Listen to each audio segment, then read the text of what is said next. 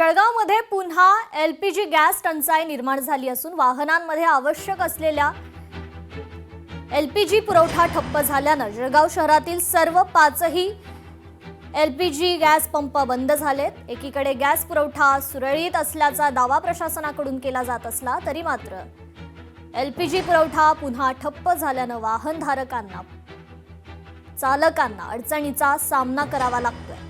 याबाबत आढावा घेतलाय आमचे प्रतिनिधी सुमित देशमुख यांनी। आखाती देशातील युद्धांमुळे अनेक व्यवसायांवर याचा थेट परिणाम झाल्याचं पाहायला मिळत आहे। गॅस पुरवठा सुरळीत होत नसल्याने त्याचा थेट परिणाम हॉटेल व्यवसाय असतील, त्याच पद्धतीने वाहन मध्ये भरणाऱ्या गॅस पंप असतील याच्यावरती देखील झाल्याचं पाहायला मिळत आहे। जळगाव शहरातली एकूण 5 एलपीजी गॅस पंप आहेत, ते आता सध्या बंद आहेत। याच्या मागची कारणं काय आहेत, काय अडचणी आहेत हे आपण जाणून घेणार आहोत।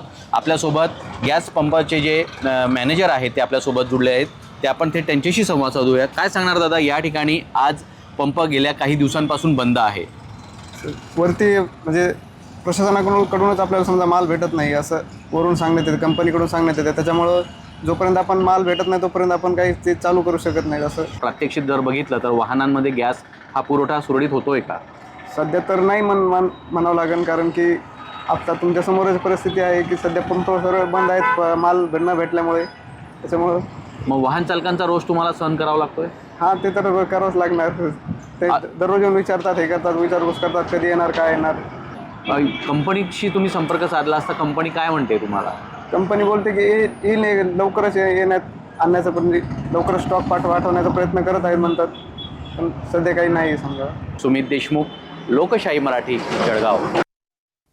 जालन्यात बँकेतल्या घोटाळ्यांचं सत्र मात्र सुरूच आहे। बदनापूर येथील कॅनरा बँकेत घोटाळा उघड झालाय। बनावट सोने तारण ठेवून 7,31,00,000चा घोटाळा उघड झालेला आहे।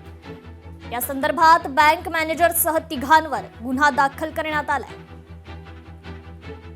बँकेचे व्यवस्थापक यांच्या फिर्यादीवरून काल पोलीस स्टेशन बदनापूर येथे गुन्हा दाखल झालेला आहे।